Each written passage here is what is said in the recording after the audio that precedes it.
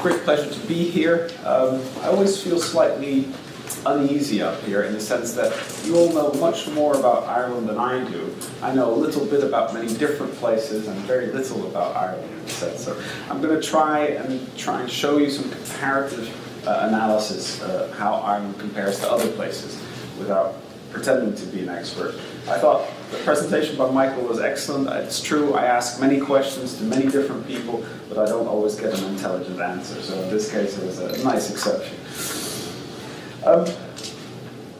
Some of this will echo things which have been said by the previous presenters. Looking at regional disparities in Europe, we have seen a resurgence of that disparity. So no more convergence when it comes to employment and unemployment rates.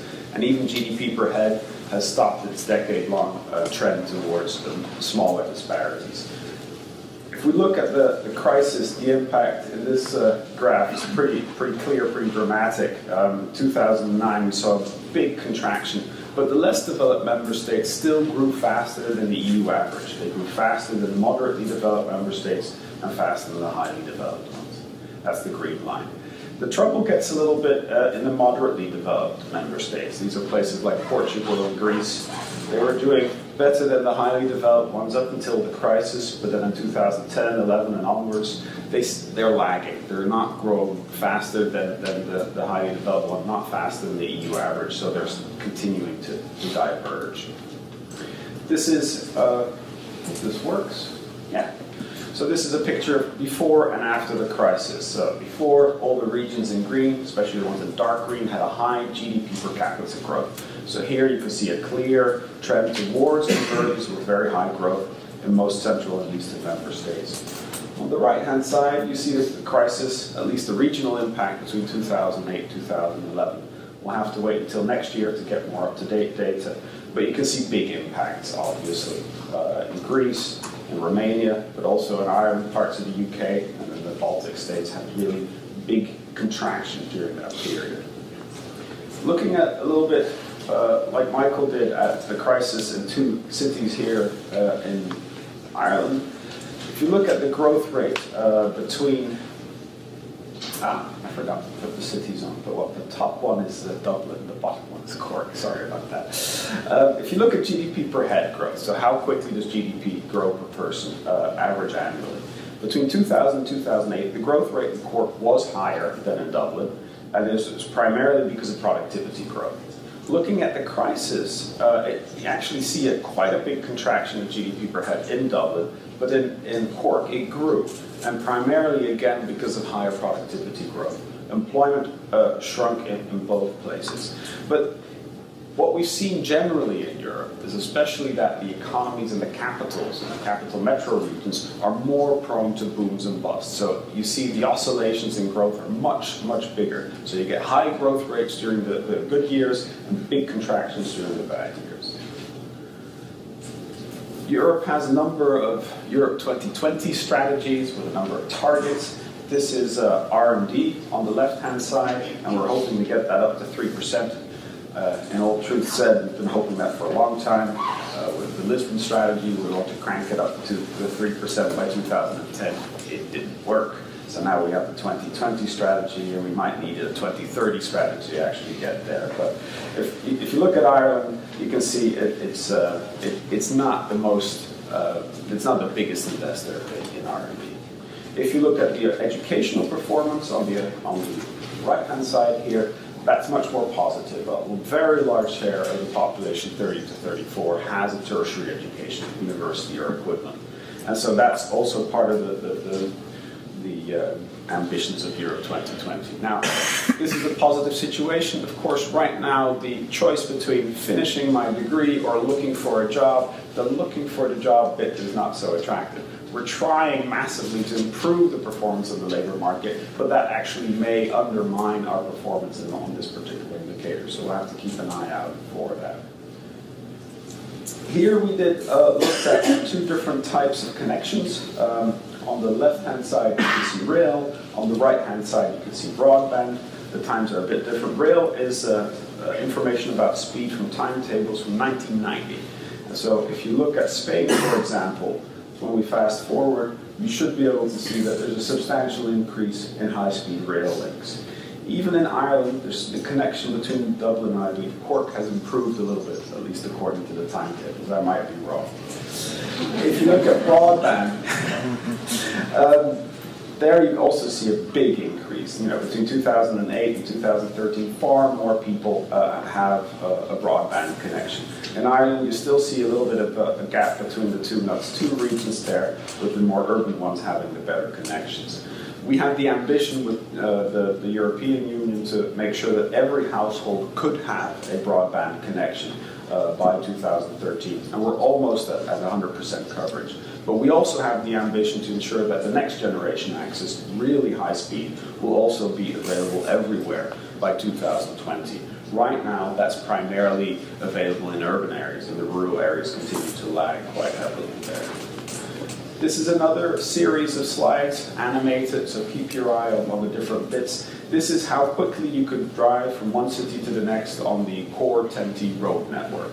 So in 1955, you couldn't really go much faster than 60 kilometers an hour, except for a few connections in Germany. And as we move forward, you see the speed increasing in Germany and the Netherlands, also the UK, and France and Italy starting to pick up.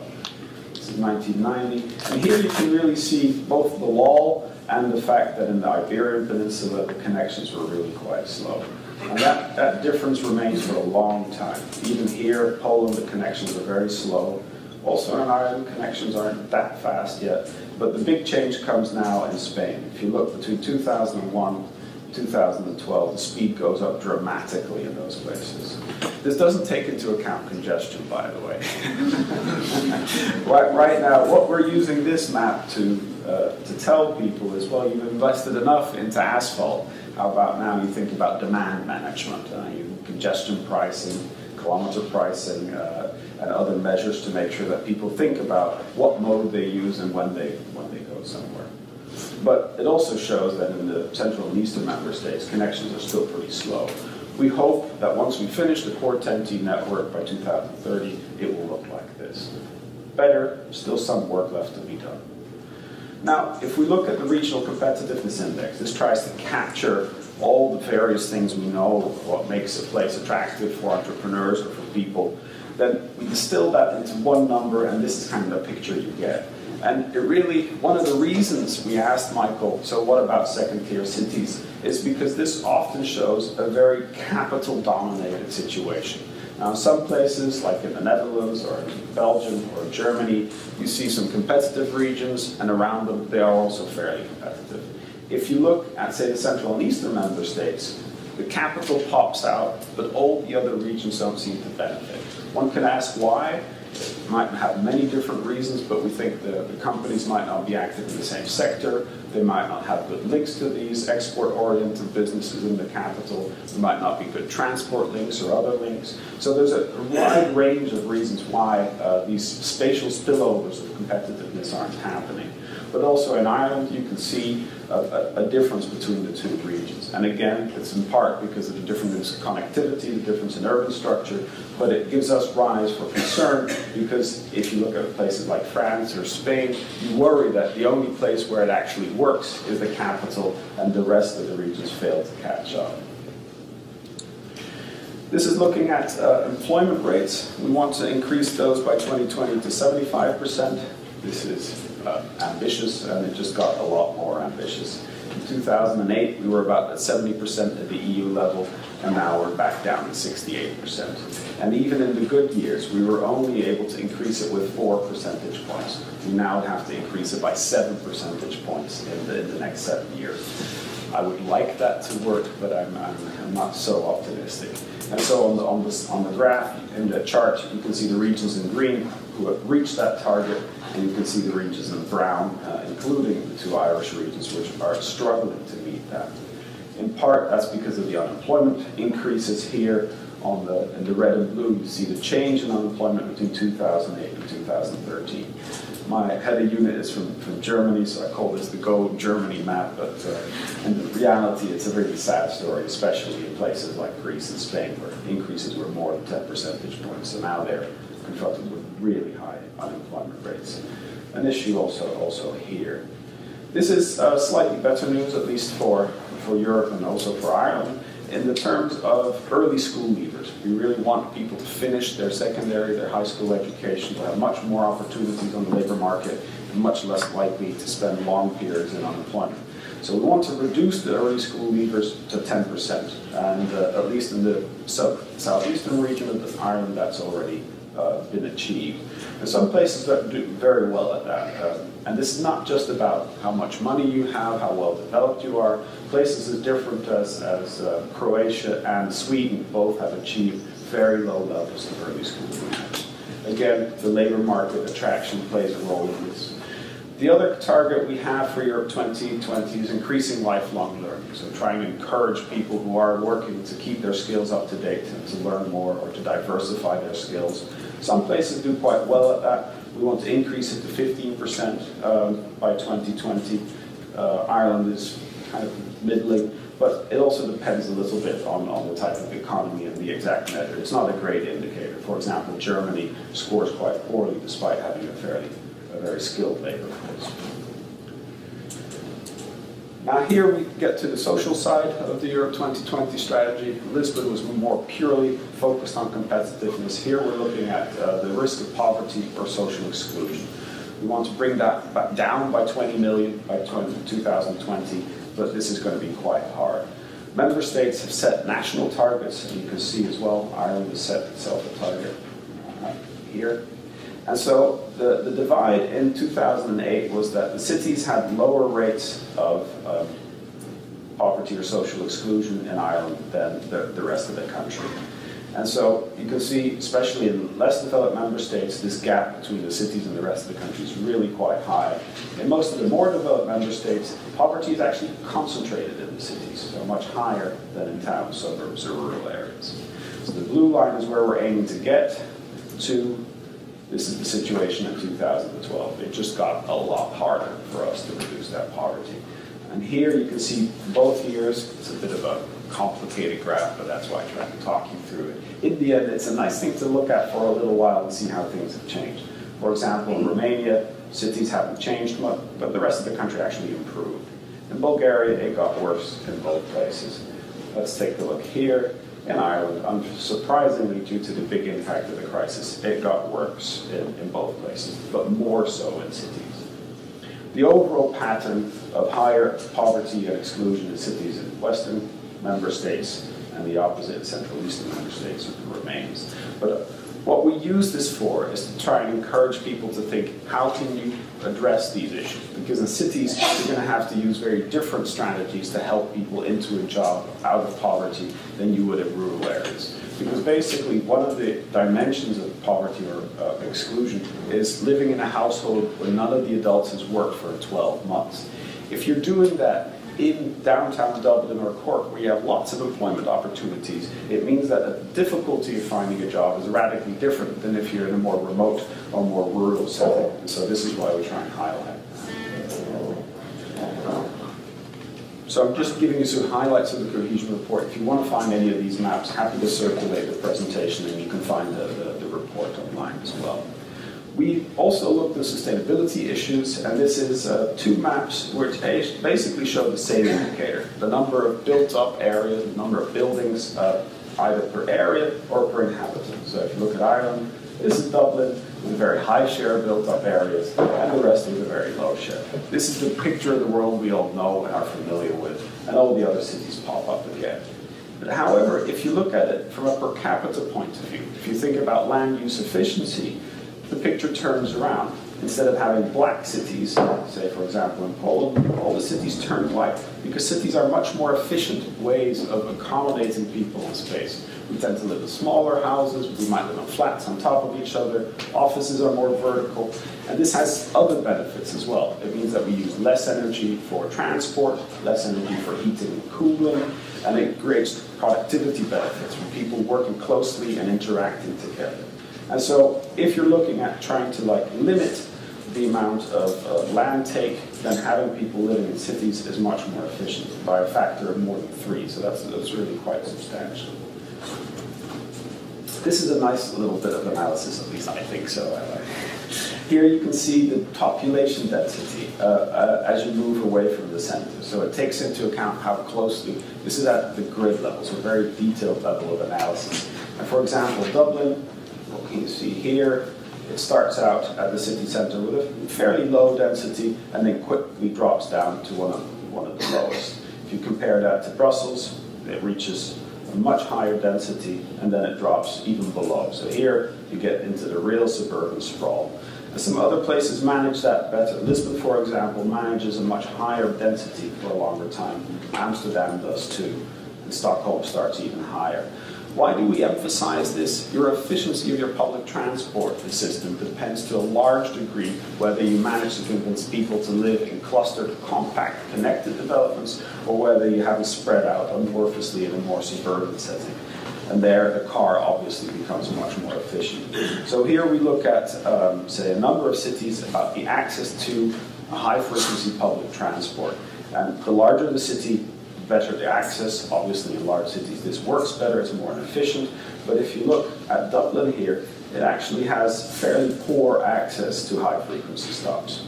So this is Dublin. You compare that to the other cities, Brussels, where I live, more than 80% of the population has an easy walking access to a high-frequency stop compared to less than 40 in Dublin. And this is calculated at what we call the urban centre. I can tell you more about it if needed, but basically it's not an administrative, but it really captures the dense centre. So both Dublin and Brussels have about 1 million people in that. So for this presentation, I wanted to tell you a little bit more about local information. So what we did here is we looked at the number of vehicle trips per inhabitant by speed. And so what you can see here is a comparison. Well, you can probably not read it, but Amsterdam is in orange, Brussels is in red, Dublin is in blue, Stockholm is in green. And so, what Dublin does, it peaks, but really early at very low speed. So you have a lot of buses, but they don't go very quickly. Compared to, say, Stockholm or Brussels or Amsterdam, the speed is much higher. It's not purely a function of the mode. You can get buses to speed up if you free them up and make sure the cars don't get in the way. So, if you want to, compared to those other cities which are almost identical in size, you could do better. And this doesn't have to cost much necessarily. And this is, again, a comparison of the frequency of the vehicle trips. So there are a lot of trips. Buses don't have a big capacity, so you might need more of them. But in general, the speed is quite a bit lower. Looking at climate change impacts, this is also something we invest in. I hope somebody tells me when I need to stop talking, because I'll skip 5 minutes. I'll skip this one. Renewable energy. This is something you're going to invest in. We've heard about it, and clearly Ireland, in terms of its target, needs to crank it up. Right now, below 10%, and the ambition is to reach more than 15% by 2020. Quite a few other countries, also the UK, need to improve their ambitions here. Here you can see that also with cohesion policy, we want to really put more of our regional development fund in the low-carbon economy. And as Ireland is now a more developed region, it's also required to spend more of that money on promoting energy efficiency and renewable energy. This is a couple of slides about subnational expenditure investment by the government. Many of our partners are local and regional authorities, and they need their funding for their co-financing, which is why we're interested in this particular issue. Ireland has seen quite a bit of a drop in its expenditure between 1995 and 2013. So you can see it here. It shrank even in the good years between 2000 and 2009, and it shrunk even more after the crisis. The same is true for investments. Investments are, over half of that are carried out by local and regional authorities. Ireland, not a very decentralized country, saw a big drop. And again, this was primarily due to the crisis, a huge reduction in public investment. A lot of this is because of the pressure of fiscal consolidation, but in the medium term, having such low levels of public investment raises concern about medium-term growth rates. Quick message here that we tried to limit the fall of public investment through cohesion policy, but it wasn't really designed to be an answer to the crisis. It's a long-term policy. And here, Ireland has clearly reduced, say, its dependence, well, dependence, or its the amount of public investment financed by cohesion policy, and will do so even more. Most of the money from regional authorities comes from transfers, and these transfers are fairly prone to change. So a lot of regional authorities had a big drop. Let's see. With cohesion policy, we emphasize now much more governance, and even the minister was mentioning weak coordination, weak governance. This is a regional measure of quality of government. Gives a fairly good performance for the two Irish regions. In some countries, notably Belgium, you get a bit of a split between some of the regions, some perform much less well than others. And we really believe that this is critical to get the maximum impact from your public investment. Decentralization, we talked about it a little bit already. Here we see on the left-hand side how much do your regions have to say. And here the regions in Ireland really don't have that much to say. And they tend to be fairly small also in total population. So I think the three regions proposed, in terms of at least the boundaries, seem to make a lot more sense than what's so far. This again emphasizes the importance of governance, but for Ireland, like here, it performs really quite well. So this is just a few slides about the history of cohesion policy. This is back 89, 93. This is when all of Ireland was considered less developed and really got a lot of funding. Same in 94, 99. Then in 2000, 2006, one went into phasing out for transitional support. And now 2007, 2013, one was fully more developed, the other was in transition, and today all of it is, of course, more developed. So in many ways for us, this is a success story. I won't tell you too much about this. This is maybe a summary of the Europe 2020 strategy in the sense that we are measuring the average distance to all these targets. And it actually showed that Ireland, in terms of the distance to those targets, is performing kind of average. It's not particularly good, it's not the worst, but the general message of this is that our strategy really depends on the performance of the most developed regions. This is what we spend our money on in the next period, a lot more going to innovation, and slightly less going to infrastructure. We've talked also about trying to change the way our policy interacts with the European semester. We have something called country-specific recommendations, and these are what we call ex-ante conditionalities. This is horrible English. I apologize for the jargon, but basically it means that if you're going to invest in transport, it would be useful if you had a transport plan. We thought these kind of questions were banal and redundant, and actually a lot of countries said, oh, we don't have one. So this shows that in many of these areas, we're trying to make sure that the regulatory system, the framework conditions are in place for the policy to have an impact. And this also relates to a lot to what Jim was saying and the Minister was saying earlier. So, trying to summarize, trying to conclude, I think Ireland has done very well with cohesion policy. It's graduated, if you will, to a more developed status. The World Bank has promoted Ireland as an example of how to use that kind of investment. You did not overinvest in hard infrastructure like Spain or Portugal may have done. A lot of investment into education and attracting FDI. But the crisis obviously still has a huge legacy and the impact was severe. Nevertheless, you saw it earlier, GDP per capita in Ireland is still quite good, but the housing bubbles were a big source of concern. And still today, I think if you talk to people about the crisis, a lot of them are saying this could happen again. So we need to really think about ways whether we can try and manage to avoid having these kind of highly speculative and highly destructive bubbles again. And this comes with questions also about credit provision, tax incentives, etc.